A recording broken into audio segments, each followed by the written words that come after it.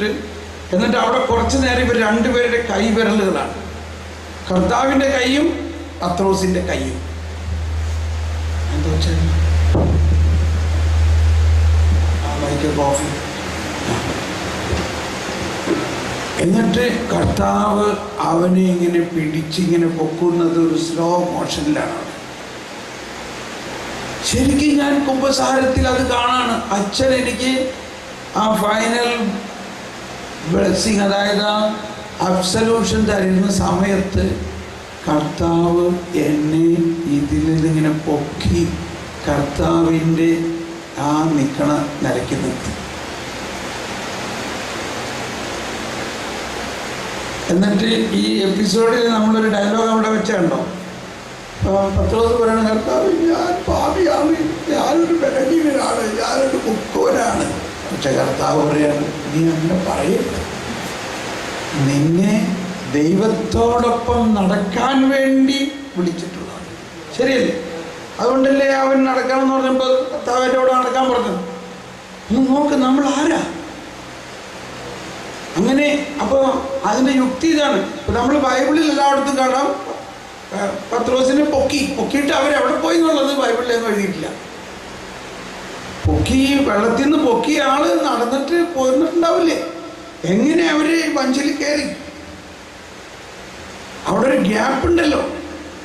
ആ പൊങ്ങിയ സ്ഥലത്ത് നിന്ന് വള്ളത്തിലേക്ക് അവർ നടക്കണ്ടേ? അപ്പോഴും അവർ ഒരുമിച്ച് നടന്നാ പോയത് അല്ലേ? അല്ലാണ്ട് എങ്ങനെ പോകും അവർ? അല്ലെങ്കിൽ കർത്താവ് പറയുമോ, നിങ്ങൾ ആ വള്ളം ഒന്ന് അടുപ്പിച്ച് ഇവനൊന്ന് പൊക്കിക്കൊണ്ടുപോകാനായിട്ട്? അപ്പം അങ്ങനെയൊക്കെയാണ് എൻ്റെ അകത്ത് വന്നത്. അവര് അങ്ങനെ നടക്കുമ്പോൾ എന്തെങ്കിലും സംസാരിച്ചിരിക്കുമല്ലോ, എന്തായിരുന്നിരിക്കാൻ സംസാരിക്കുക. അങ്ങനെ ഒരു കാറ്റഗിസം അവിടെ വെക്കാനായിട്ടുള്ളൊരു ചാൻസ് കിട്ടി. അതാണ് പറഞ്ഞത്, നിന്നെ സൃഷ്ടിച്ചത് തന്നെ ദൈവത്തോടൊപ്പം നടക്കാൻ വേണ്ടി, ദൈവത്തോടൊപ്പം നടക്കാൻ വേണ്ടിയാണ്. നീ ദൈവത്തിൻ്റെ ഛായയിലാണ്. ദൈവം മനുഷ്യനെ ദൈവത്തിൻ്റെ ഛായയിലാണ്. വേറൊരു സൃഷ്ടിക്ക് ഛായയില്ല, വേറൊരു സൃഷ്ടി കൊടുത്തിട്ടില്ല. അപ്പോൾ ഇത് പറയുന്നതിൻ്റെ ഉദ്ദേശം, നമ്മൾ കുമ്പസാരിക്കുമ്പോൾ എന്താ സംഭവിക്കുന്നത്? നമ്മൾക്ക് നഷ്ടപ്പെട്ടു പോയ ഈ സാദൃശ്യത്തെ വീണ്ടെടുക്കുകയാണ് ചെയ്യുന്നത്. Price the Lord. അത് കഴിഞ്ഞാൽ പിന്നെ നമ്മൾ വെള്ളത്തിൻ്റെ ഉള്ളിലല്ല, വെള്ളത്തിൻ്റെ മീതെ കർത്താവിനോടൊപ്പം നടക്കുകയാണ്. എനിക്ക് എപ്പോഴും ഈ കുമ്പസാരിക്കുന്ന സമയത്ത് ഇങ്ങനെ എന്തെങ്കിലും ദർശനം കിട്ടും. ഒരിക്കൽ കുമ്പസാരിക്കുന്ന നേരത്തെ എനിക്ക് കിട്ടിയ ദർശനം, ഈശോ ഒരു ആട്ടുകുഞ്ഞിനെ എടുത്ത് തോളിലേറ്റി നടക്കണം. അപ്പൊ ഈശോനറിയാം എൻ്റെ ബലഹീനത, എൻ്റെ കഴിവ് കുറവുകൾ. ആ ആടിന് നടക്കാൻ പറ്റുന്നില്ല. അപ്പൊ ഈശോ എന്ത് ചെയ്തു? ഈശോ അതിനെടുത്ത് തോളിലേറ്റി. അപ്പൊ ആ ഫൈനൽ അബ്സല്യൂഷൻ കഴിഞ്ഞ സമയത്ത് ഞാൻ ഈശോന്റെ തോളിലിരിക്കണം. Praise the lord. അതാണ് കുമ്പസാരം. അതാണ് ആ ഇടയനെ നമ്മൾ കണ്ടിട്ടില്ലേ? കുറേ ആടുകളുണ്ട്. ഒരാട് നടക്കാൻ പറ്റില്ല, മുടന്തായിപ്പോയി. മറ്റുള്ള ആടുകളെല്ലാം മുന്നിട്ട് പോകുമ്പോൾ എന്ത് ചെയ്യും ഈ ആടിനെ? ഇടയൻ ഈ ആടിന് ആ കുറവുണ്ടെന്ന് പറഞ്ഞുകൊണ്ട്, നിന്നെ എനിക്ക് വേണ്ട, നീ ഞങ്ങളുടെ ഗ്രൂപ്പിന് പറ്റിയതല്ല, നീ ഞങ്ങളുടെ ടീമിന് യോജിക്കില്ല എന്നും പറഞ്ഞ് വിട്ടോ? ഈശോന്റെ ടീമിൽ തന്നെ എല്ലാവരും വ്യത്യസ്ത സ്വഭാവക്കാരും ബലഹീനരും പ്രശ്നക്കാരുമായിരുന്നു. ഇത്രയും വലിയ സ്നേഹം നിറഞ്ഞ യോഹന്നാൻ സ്ലീഹ കുറ്റം പറയല്ല, ഒരു ഫാക്ട് ഞാൻ പറഞ്ഞായിരുന്നു. യോഹന്നാൻ സ്ലീഹ ഈ ജൂദാസും തമ്മിൽ വലിയ ഒക്കലില്ലാവില്ലേ? ജൂദാസ് പറഞ്ഞു, അത് ഇത്രയും വിലപിടിപ്പുള്ള ഈ സുഗന്ധദ്രവ്യം വിറ്റ് പാവങ്ങൾക്ക് കൊടുക്കായിരുന്നല്ലോ, സാന്ത്വനയ്ക്ക് കൊടുക്കായിരുന്നല്ലോ. ഈ പാവങ്ങൾ നമ്മൾ ദരിദ്രരോടുള്ള സ്നേഹമാണ്. അപ്പോൾ യൂദാസ് പറയാണ്, അവൻ ദരിദ്രരോടുള്ള സ്നേഹം കൊണ്ടൊന്നുമല്ല പറഞ്ഞത്, അവനൊരു കള്ളനായിരുന്നുണ്ട്. സത്യമായിരിക്കും, പക്ഷെ ഞാൻ അപ്പോഴും ചിന്തിക്കുകയാണ്, എന്തിനാണ് ഇത് ബൈബിളിൽ എഴുതിയത്? ജീവന്റെ പുസ്തകത്തിൽ തൻ്റെ ഒരു കമ്പാനിയനെ കുറിച്ച് ഇങ്ങനെ ഒരു സ്റ്റേറ്റ്മെന്റ് എഴുതണമായിരുന്നു. ഒരു സംശയം തോന്നാറുണ്ട്. പക്ഷേ ഇതുപയോഗിച്ച് ഞാൻ വളരെ, എൻ്റെ ടീമിൽ എല്ലാവരും വ്യത്യസ്തരാണെങ്കിലും എനിക്ക് അവരെല്ലാം ഞാൻ ഇത് വെച്ചങ്ങ് സ്നേഹിക്കുകയാണ്. അവരെന്ത് ചെയ്താലും നോ പ്രോബ്ലം. കാരണം കർത്താവ് ഈ ജൂദാസിനെ ഇതൊക്കെ അറിഞ്ഞുകൊണ്ട് തന്നെയല്ലേ കൂടെ നിർത്തിയേക്കണം. ഇതിപ്പോൾ യോഹന്നാൻ പറഞ്ഞിട്ട് വേണോ കർത്താവിനറിയാൻ? യോഹന്നാൻ പറയാണ്ട് തന്നെ കർത്താവിന് അറിഞ്ഞൂടെ അവൻ കള്ളനാണെന്നും അവൻ തൻ്റെ മടിശീലയിൽ നിന്ന് എടുക്കുന്നുണ്ട് ഇതൊക്കെ കർത്താവിനറിയാം. പക്ഷെ കർത്താവ് അവനെ അതെല്ലാം ഉണ്ടായിരിക്കെ സ്നേഹിക്കുന്നു. നമ്മളെ അടുത്തുള്ള ടീം അംഗങ്ങൾ ആരും മാലാഖമാരോ വിശുദ്ധരോ അല്ല. പലപ്പോഴും നമ്മൾ ഒരുപാട് ഈ ആരാധനാ സെൻ്ററുകൾ നമ്മൾ ഉണ്ടാക്കിയിട്ടുണ്ട്. അവിടെ എല്ലാം എപ്പോഴും എന്തെങ്കിലും പ്രശ്നമുണ്ടാവും. പ്രശ്നമുണ്ടാകുമ്പോൾ ആരെങ്കിലും നമുക്ക് ഫോൺ ചെയ്ത് കംപ്ലൈൻറ്റ് ചെയ്യും. ബിഷപ്പ്മാർ വരെ കംപ്ലൈൻറ്റ് ചെയ്യും, ഇതുണ്ട് അവരിങ്ങനെയാണ്. അപ്പം ഞാൻ പറയും, ബിഷപ്പ് അവരാരും മാലാഖമാരോ വിശുദ്ധരോ അല്ല, അവർ സാധാരണ പച്ച മനുഷ്യരാണ്. പക്ഷെ ഞാൻ ഇങ്ങനെയുള്ള കാര്യത്തിൽ ഇടപെടാറില്ല. കാരണം അവിടെ ഇരിക്കുന്ന ആള് എന്നേക്കാൾ വലിയ ആളാണ്. ആരവിടെ ഇരിക്കുന്നത്? രാജാതിരാജനായ കർത്താവ് മിശിഹായുടെ മുമ്പിലാണ് ഇവരിതൊക്കെ ചെയ്യുന്നത്. കർത്താവ് അവർക്ക് സമയാസമയത്ത് ചില നടത്തും. എങ്കിലും ഞാൻ ചിലരോട് പറയും. പക്ഷെ പറയുമ്പോഴും ഞാൻ അവരെ വിധിച്ച് ഓവറായിട്ട് അതിനകത്ത് നിങ്ങൾ ഇത് ചെയ്യുന്നത് ശരിയല്ല എന്ന് ഞാൻ പറയാറില്ല. കാരണം ഇത് ഒരു പരിധി വരെ എവിടെയെല്ലാം ദൈവത്തിൻ്റെ പ്രവർത്തനമുണ്ടോ അവിടെയെല്ലാം മറ്റവൻ നുഴഞ്ഞു കയറും. അതല്ലേ പറുദീസ എന്ന് പറയുന്നത്. പറുദീസയിൽ ദൈവം ഉണ്ടായിരുന്നു, മനുഷ്യനുണ്ടായിരുന്നു, എല്ലാ നല്ല വൃക്ഷങ്ങളൊക്കെ ഉണ്ടായിരുന്നു. അതിൻ്റെ ഇടയ്ക്ക് ഇവൻ നുഴഞ്ഞു കയറി. ആര്? സാത്താൻ. ഇത് കർത്താവ് അറിയാണ്ട് കയറോ? അവർ തെറ്റ് ചെയ്തത് എവിടെയാ? അവർ തെറ്റ് ചെയ്തത് പറുദീസയ്ക്ക് പുറത്തായിരുന്നോ അകത്തായിരുന്നോ? അപ്പൊ അവനെങ്ങനെ ഇതിനകത്ത് കയറി?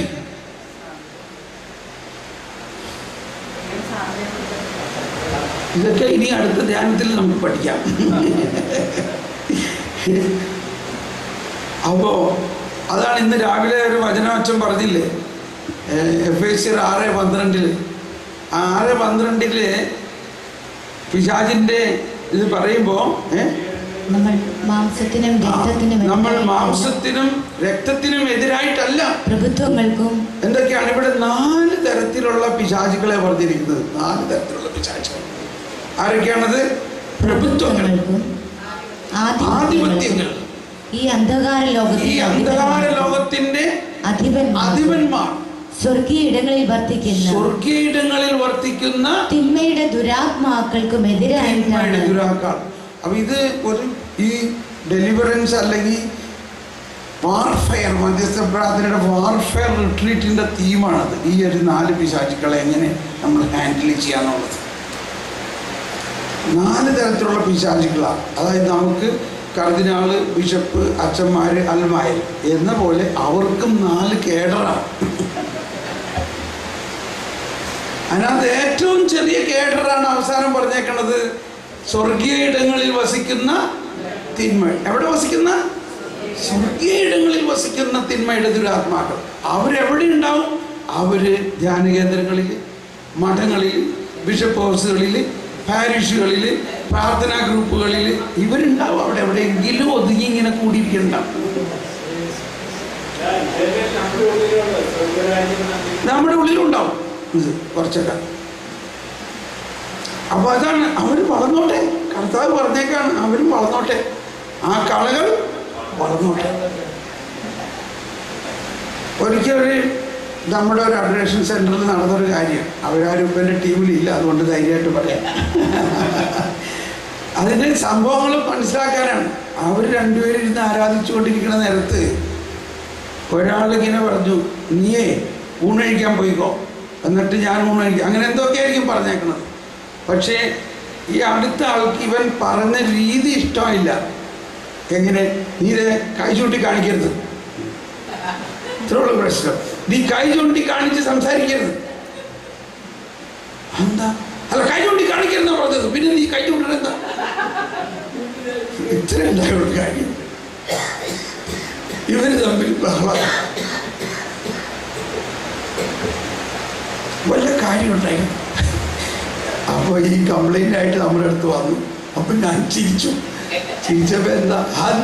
അതെന്താ ബ്രദർ ഇത്രയൊക്കെ പറഞ്ഞിട്ടൊരു സീരിയസ്നെസ് ഇല്ലാമോ, എന്നോട് ഇതേമാതിരി കൈ ചൂണ്ടി സംസാരിക്കുന്നു.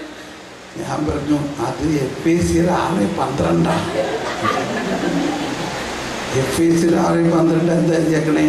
എഫേസ്യർ 6:12 എഴുതിയിരിക്കുന്നത് നമ്മുടെ യുദ്ധം മാംസത്തിന് നിങ്ങൾ തമ്മിലല്ല, നിങ്ങൾ രണ്ടുപേരും തമ്മിലുള്ള വഴക്കല്ല ഇത്. മാംസവും രക്തവും തമ്മിലുള്ള അല്ല, ഇതാണ് അത്. ആര്? സ്വർഗീയങ്ങളിൽ വസിക്കുന്ന തിരുവൻ. ഇപ്പം നമ്മളോട് ഓരോരുത്തരും ഇങ്ങനെ പറയുമ്പോൾ ഞാൻ ഉടനെ ഈ നമ്പർ പറയുമോ, ഇവരിങ്ങനെ ഓരോന്നൊക്കെ പറയുമ്പോൾ പറയും, അത് എഫേസ്യർ 6:12. നമ്മൾ അതിനെ വെച്ച് പ്രാർത്ഥിക്കും. അരുവി പോകാൻ വേണ്ടി പ്രാർത്ഥിക്കും, അല്ലെങ്കിൽ അതിനെ സ്വീകരിക്കാൻ വേണ്ടി പ്രാർത്ഥിക്കും. അതവിടെ ഇരുന്നോട്ടെ. അതാണോ വലുത്? കർത്താവാണോ വലുത്? അപ്പോൾ ഇങ്ങനെ ഇതെല്ലാം പറയാൻ എന്താ കാരണം ഉണ്ടായപ്പോ? കുമ്പസാരം. അപ്പൊ നമ്മൾ കുമ്പസാരത്തിൽ പ്രധാനമായിട്ടും ചിന്തിക്കേണ്ടത് ദാറ്റ് സ്പിരിറ്റ് ഓഫ് കമ്പാഷൻ, കർത്താവിൻ്റെ കരുണാർദ്രമായ സ്നേഹത്തെ നമ്മിലേക്ക് ഒഴുകാൻ വേണ്ടി ചിന്തിക്കുക, ആ ദയ. രണ്ടാമത്, നമ്മുടെ പാപങ്ങൾ നമ്മൾ അകറ്റുക സാധ്യമല്ല. അതാണ് യേശു എന്ന വാക്കിൻ്റെ അർത്ഥം തന്നെ. എന്താ യേശു എന്ന വാക്കിൻ്റെ അർത്ഥം? ദൈവം രക്ഷിക്കുന്നു. മനുഷ്യന് സ്വയം രക്ഷിക്കാൻ സാധിക്കില്ല. പക്ഷെ മനുഷ്യൻ ദൈവത്തിൻ്റെ രക്ഷാകര പദ്ധതിയോട് കോപ്പറേറ്റ് ചെയ്യണം. അപ്പോൾ നമ്മൾ ആ റോമർ 7:19 കഴിഞ്ഞിട്ടുള്ള ഞാൻ എത്ര ദുർഭകനായ മനുഷ്യൻ, അത് വെച്ചിട്ടൊരു ഗാനമുണ്ട്. ഒരുപാട് ഞാൻ ദുർഭകനായ മനുഷ്യൻ, എനിക്കാരു വിമോചനമേകും, പരനേശു മഹേശൻ മാത്രം, പരമോന്നതനെന്നും സ്തോത്രം. എല്ലാവരും ഞാൻ ദുർഭകനായ മനുഷ്യൻ, എനിക്കാരു വിമോചനമേകും, പരമേശു മഹേശൻ മാത്രം, പരമോന്നതനെന്നും സ്തോത്രം. Praise the Lord. ഇനി മറ്റൊന്ന് കുമ്പസാരത്തിൽ നമ്മൾ ശ്രദ്ധിക്കേണ്ടത്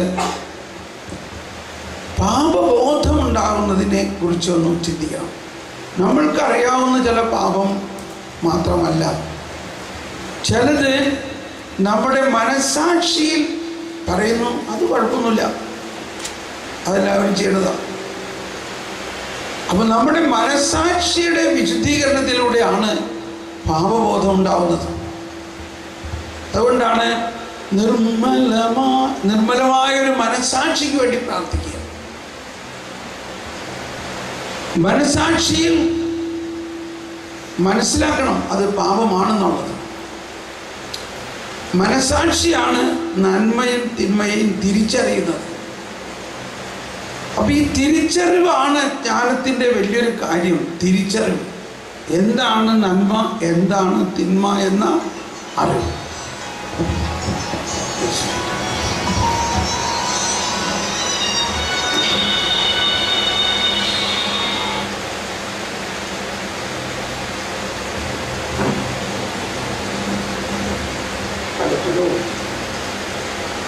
ഞാനിപ്പോൾ ടോക്ക് കൊടുത്തിരിക്കുക, കുറച്ച് കഴിഞ്ഞിട്ട് വിളിക്കാം, 1 മണിക്കൂർ കഴിഞ്ഞിട്ട്.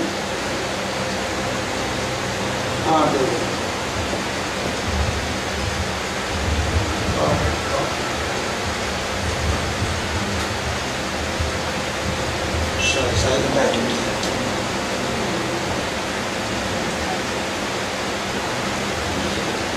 ഒരു സഹോദരി സീരിയസ് ആയിട്ട് ഭയങ്കര അസുഖം. നമുക്കൊന്ന് പ്രാർത്ഥിക്കാം. കർത്താവേ സ്തോത്രം, യേശുവേ നന്ദി. കർത്താവേ, ആ മകളെ അനുഗ്രഹിക്കണേ കർത്താവേ. Lord bless her, bless her, bless her. യേശുവേ. ചിലർ വർഷങ്ങളായിട്ട് എല്ലാ ദിവസവും എന്നെ വിളിക്കും. അത് വേറൊരു മിനിസ്ട്രിയാണ്. ഭയങ്കര ഡിപ്രഷനും ഭയാനകമായ സഹനമാണ്. അപ്പോൾ ആ സഹനത്തെ നമ്മൾ മധ്യസ്ഥ പ്രാർത്ഥനയായിട്ട് നമ്മളുടെ കൂടെ സഹകരിപ്പിച്ച് കർത്താവിനെ ആശ്വസിപ്പിക്കുകയാണ് അവർ. ഓക്കെ,